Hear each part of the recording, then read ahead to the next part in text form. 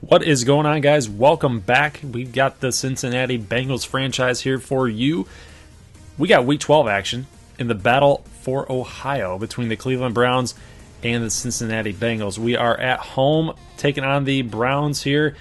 It's actually not going to be as easy as one might think, and I will let you guys know that right off the bat here because Baker Mayfield is going to get the start. So not Tyrod Taylor. I do not know if that's because he's hurt, but we can see Mayfield's stats here up on the screen. 12 touchdowns for 9 interceptions, so he is a quarterback that is forcing some throws. Hopefully our defense, especially our secondary, which has been not very good, can actually get some things going the other way. That would be really good for us. So 3rd and 9 here. They're going to shoot for a screen to Duke Johnson, and he is going to bust off of a tackle and going to get the first down. So Mayfield 2 of 2 now for 25 yards.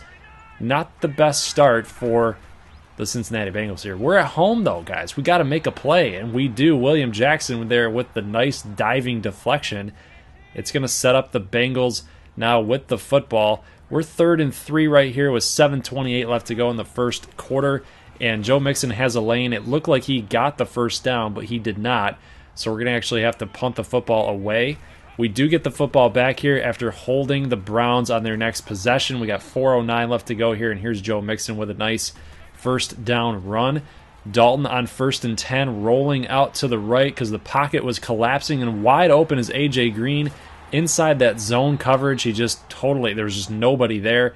Gotta love that. A.J. Green, hopefully you can get wide open a little bit more in this game because we definitely need our offense to start punching it into the end zone here. Nice catch by Tyler Eifert. Pretty risky throw by Dalton, but he's going to find Tyler Boyd in the end zone. That was a pretty easy drive. I think that we've pretty much got the defense for the Browns figured out, wouldn't you say? But look at this play right here by Sean Williams. Wow. Totally beat there. The cornerback was beat. That was William Jackson, I believe. It was either him or Dre Kirkpatrick on that right side, but Sean Williams actually made a play, and normally he doesn't make those types of plays, so actually good to see him do that for us. So that was a 2nd and 10 play, 3rd down. They're unable to capitalize. So here we go, 3rd and 5. Dalton with a 7-step drop. He gets Tyler Boyd. Diving tackle is missed. We got 8:38 left to go here after that catch. 2nd and 18 after, you guessed it, a sack. Go figure. So we definitely have to find some time here for Dalton to make good throws. But look at this. Tyler Kroft gets into the end zone on the 2nd effort. So guys, we are now up 14-0 on the Cleveland Browns here in the 2nd quarter. We got 7:12 left to go. 5:15 left to go here after we yet again shut the Browns down on offense. So there's Giovanni Bernard going to get a nice carry for a big gain. 2nd and 2. Joe Mixon checks back in. We do have a nickel set, I think, with 2 linebackers really heading in right over the top of the center, so we did not get the first down there. And then Bernard had an open lane and just a nice tackle there to stuff him short. So now 4th and 1, and a hurry-up play here is called, and we opt out to decide to run. But look at this defensive lineman right here. Up. And I'm thinking, like, okay, maybe we can get him to jump offside or something. Maybe the referees will give us that call. But Cordy Glenn going to get it called for a false start penalty, so it's going to push us back 5 yards. It's going to be 4th and 6, and then Randy Bullock kicks the field goal up and good. At that point, though, because it was glitching, guys, I figured, you know what? I'm not really wanting to waste points here up on the board. We got a 3 guaranteed. So just see if they jump. And if they jump, then we get a first down. If they don't jump, then we just take a penalty, we move back, and we kick a field goal. Like, it's all good. So 17-0 here, and this throw complete to David Njoku for the touchdown for the Browns. So Mayfield drives down the field, picks up that touchdown, but we're not done. Bengals offense not done. Look at this. Tyler Boyd wide open mid part of the field right there. He was wide open, guys. There's nobody even close to him. So big first down for the Bengals and Dalton here. 34 seconds left. Feeling some pressure, but look at this throw. A.J. Green with a big catch and for whatever reason, linebacker did not even decide to go up for it. So interesting decision there, but another great throw, a tight window to throw through, but he's going to find, I believe that was Tyler Boyd right there. So another big reception for the Bengals here at the 4-yard line on 3rd down. We're running that toss play, run some clock here, get that thing all the way down. Wanted to get the touchdown, especially on a toss play. Like, those toss plays really work really well, but we're going to call a timeout with about 3 seconds left, and Randy Bullock going to kick this field goal up and good. So 20-7 at the half. We're going into the 3rd quarter. And honestly, guys, I feel like, again, the major issue for us is just punching it into the end zone. Yes, I know that we have 2 touchdowns already on the game, one to Tyler Boyd, one to Croft, but again, we need to punch the ball into the end zone. We can't be settling for field goals, and on this attempt here by Dalton, trying to get it in the end zone, trying to look for a big play there. Didn't really need to go for a big play, especially because we're winning by 13 right now. Didn't need to make that throw, but he did anyway, and interception off the tipped pass is going to be going the other way. So now the Browns are in possession here with about 6:20 left to go. 2nd and 12. This is a big down for us. If we can get the Browns to get stopped here, and a big-time sack by Carl Lawson. So his first tackle on the game goes for a sack. So we got to love that. It's going to be 3rd and 21 set up for the Browns here. And we get William Jackson here with a deflection, and he's running the other way. He's so pumped up, he's running the other way. Another Madden glitch. Got to love it. But here on a screen pass, 3rd and 8, so we're unable to pick up the first down here late 3rd quarter. So the Browns are going to get the football back, and firing over to the left side, that's Njoku, who busts off the tackle, gets the first down. Unreal, guys.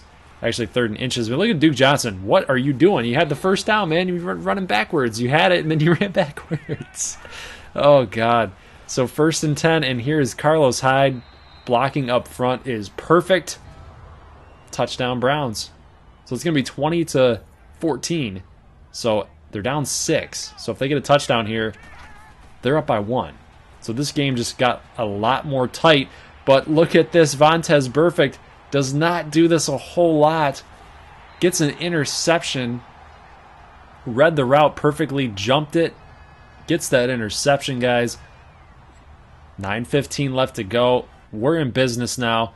We got to pick up some first downs. We got to get another score here. Even if it's a field goal, we'll be fine. But you got to get a score in this situation. You can't allow the Browns to drive back down the field late and win this football game. So here we go, 2nd and 13 after that loss. And then this pass to Tyler Boyd is going to be incomplete. Just made his mind up way too late. Dalton needs to get that throw out a little bit earlier here. And a nice pass complete to A.J. Green. We probably weren't going to pick up the first down there. At that point, we're just cutting our losses and just trying to get some yardage up the field. That's all we were really going for. But look at this, 2nd and 10, and Mayfield throws deep. And look at it, Josh Gordon draws a defensive pass interference call on William Jackson. And that's a weak, actually not William Jackson, Sean Williams. That's a weak call, guys. There's no way he did not run into him for that pass interference to be called. You know, I mean, seriously, we're getting jobbed here right now. So the Browns with Duke Johnson, handoff to the right, nothing doing. 3rd and goal, Mayfield fires over Josh Gordon's head. So it's going to be 4th and goal with 1:59 left to go, guys.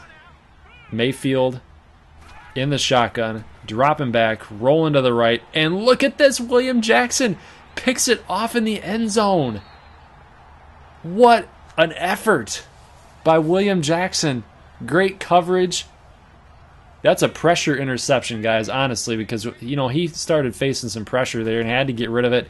And Jackson comes up huge, and Joe Mixon on 2nd and 9 is going to pick up at least 3 or 4. So it's 3rd and 5 now. We are running the stretch play, hoping to try to get to the outside, but the Browns do a great job getting that penetration on the left side.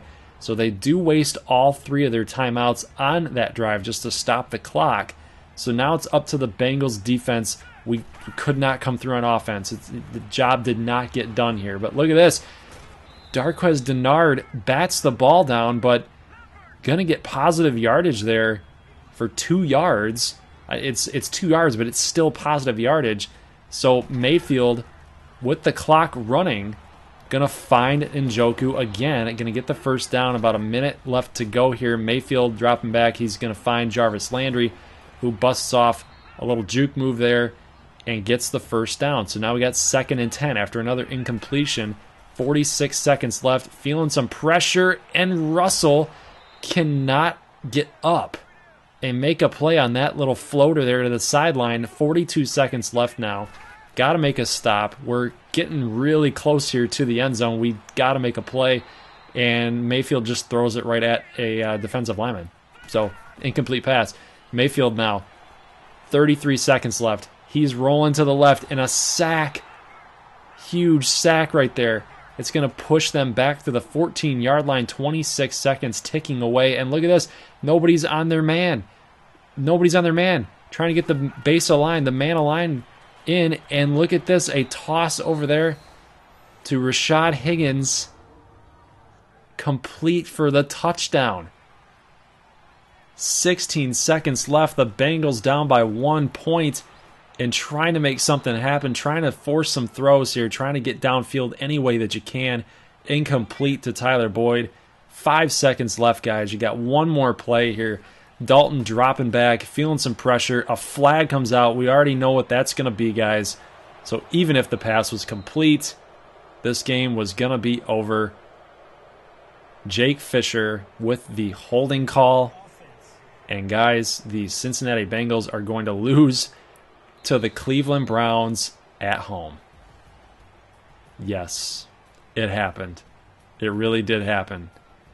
And ultimately, guys, we had a really good performance, I thought, offensively. We just didn't come through when it mattered. You could blame the defense for not shutting them down in the fourth quarter. You could blame the offense also not shutting the game down in the fourth quarter on our final possession. Our second to last possession, actually. Couldn't get the first down. Browns started using all their timeouts. That we allowed them to get the football back, right? So, obviously, it was a great game. It was a great game. You got to give them that. But, all right, so looking forward to the next week. We got John Ross and Tyler Boyd. I'm actually going to start John Ross here for next week because we need him. We need him. We're 6-5 right now. We've started to lose some games. We're on a 2-game losing streak. We're still in second place in the AFC North behind the Steelers, who are, I think it's at 9-2. So, yeah, I mean, we've got a lot of work to do. We're looking at possible wild card contention, but we got some good teams behind us as well. The Broncos, the Chargers. Now we shift over to the NFC here. The Lions are in first place. The Packers at 6-5.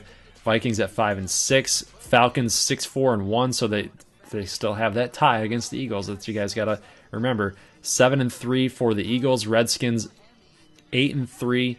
49ers 5-6. Look at that. Look at that terrible NFC West. I wish we were in the NFC West, but let's now take a look at some statistics. Just taking a look at real quick at some of the top players in the league here, just based on yards. We got Mahomes, Watson, Bridgewater was getting the start for the Jets. Russell Wilson right behind him, Matt Ryan.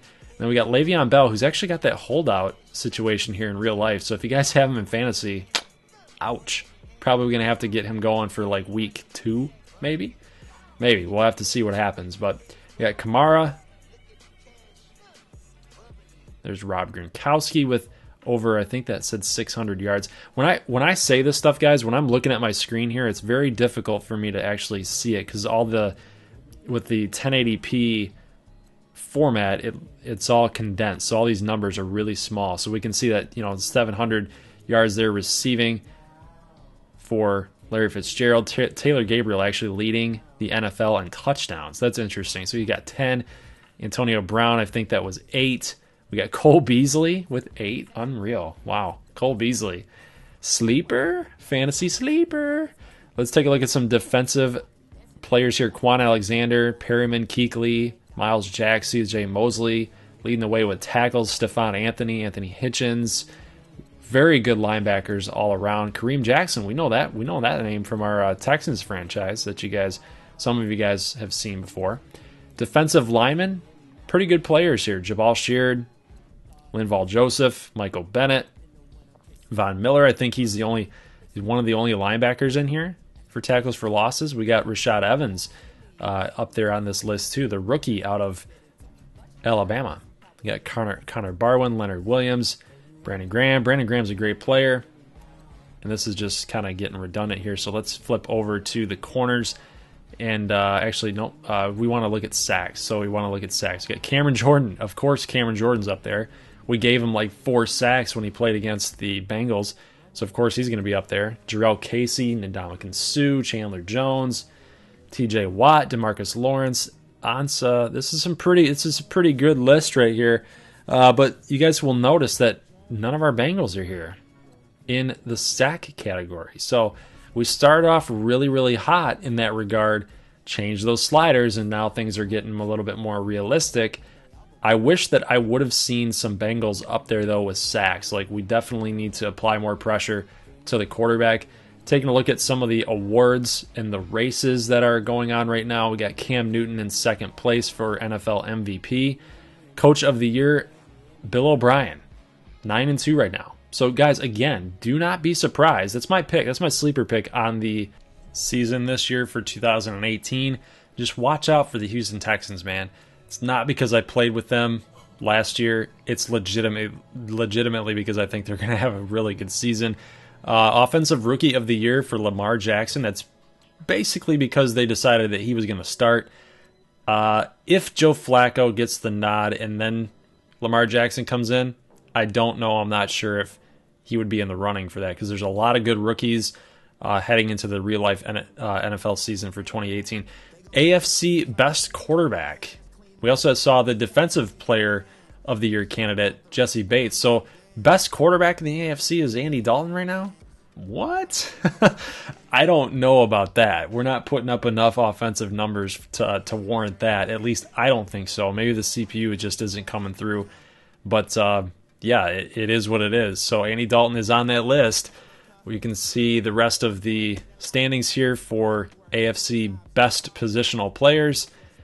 And guys, I think that is going to be pretty much it for this episode. I will let you guys watch what's on the screen here. That's crazy too. Randy Bullock, best kicker, 69 overall. It's because we're constantly not being able to punch it into the end zone. That's going to be it for this episode, guys. I do want to mention one last thing. I took into consideration, this was weeks ago. There is a signing at the end of the video. Colby Listenby, former TCU wide receiver. I think either wide receiver or running back or just kick returner in general. Very fast, athletically gifted player who was sitting there in the free agents. That was a suggestion from a long time ago. John Ross, I believe he got injured off of a kick return. And I don't want to lose a receiver like that when he's returning kicks, right? So I want Colby Listenby back there. He was one of the fastest players in the free agents currently at this time, like week 11, week 12. So I ended up signing him to a 1-year deal. Very fast guy that I want being able to return those kicks. And, that's what he was really good at in college, making those types of things happen. So, guys, I'll see you in the next Bengals video. Hope you guys enjoyed. I'll see you guys on Sunday for Week 13. As always, peace.